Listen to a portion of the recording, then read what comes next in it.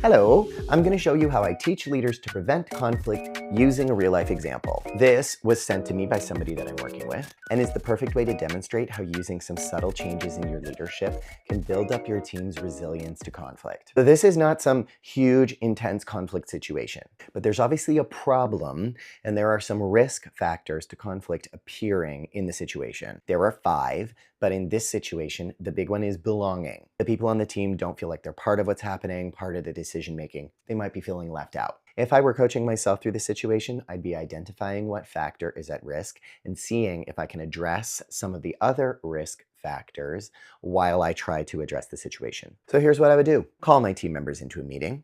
Very chill, not stressful. You don't need to go into it with, oh, I've made a mistake, I'm so bad. Ugh. Start with one of the foundational tools of leadership, ultimate accountability, and say, hey, totally my fault.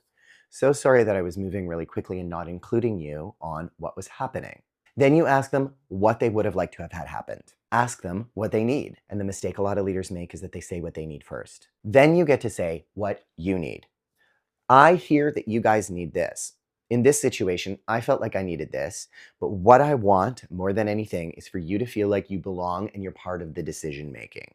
How are we going to handle this moving forward? And then you figure it out together. You don't need to impose what's going to happen on them.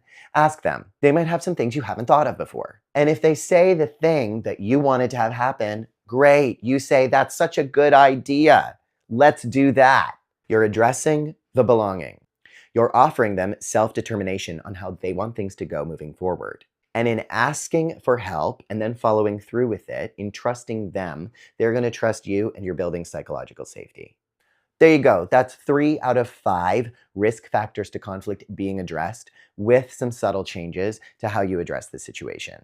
If you're curious about learning more how to do this, book in a free 30-minute session with me. We can talk about how I can bring this to you or your team. Okay, bye.